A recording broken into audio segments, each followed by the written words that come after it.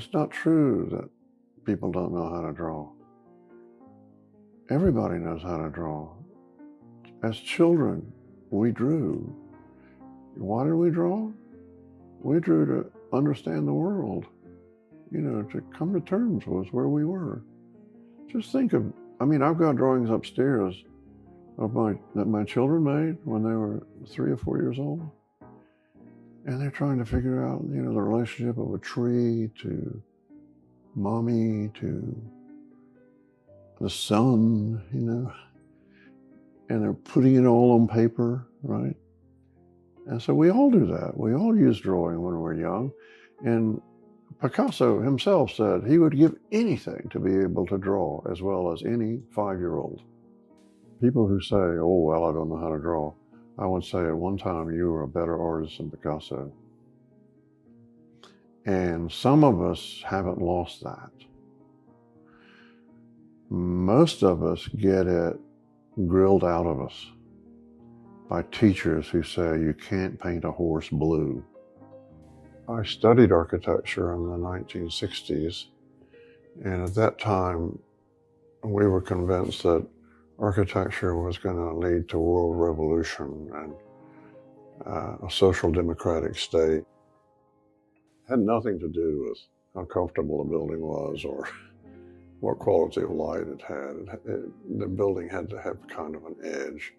And I was brought up that way. I was trained that way. So by the time I turned 40, I was much more interested in what I saw around me, which were largely the industrial, agricultural buildings of North Carolina.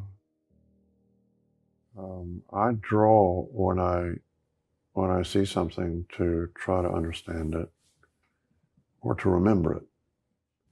And they aren't very good. They're not trying to be beautiful sketches. They're trying to record what are the relationships I'm looking at, or, how is this sitting on the side of that mountain? Okay, so here's a journal. This is one I made in Texas.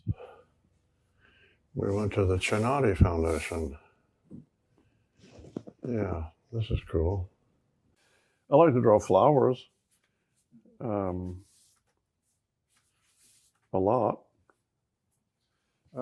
So what I discovered by this was that this little town in Texas, it's about maybe 100 miles west of San Antonio, had a grid plan and a town square that an ancient Roman, had he come back to life after 2,000 years, would have recognized. The Romans had a town square, they called it a forum, and they usually had the courthouse and the library and the bank and so on. So here's this little town in Texas, created in the 19th century, and it had the same form as a Roman town. I liked that.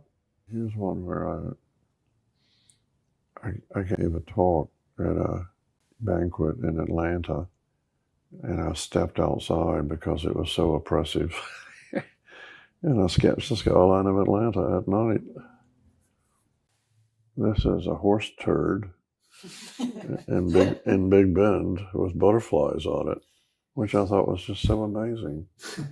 The horse had been through there not 5 minutes earlier. I was walking along a bridle path, and the butterflies swooped down on it because moisture is so rare in the desert, and the salts in the dung. So it's this amazing sight, manure and this flock of butterflies. Being curious about the world is an elemental human quality. We live in a world that makes it hard to pay attention. Our minds are ever thinking about what we need to do at 4 o'clock, or something I said that she might not like, or where I'm going on vacation. It's very hard to be in the present, in the moment. Drawing is a way to really see whatever it is that you're in the presence of. A landscape, a building, a crowd, a lover, a pineapple. You really can focus on that. And in focusing on that, you actually lose yourself. You become totally absorbed in what you're doing. You're in the moment.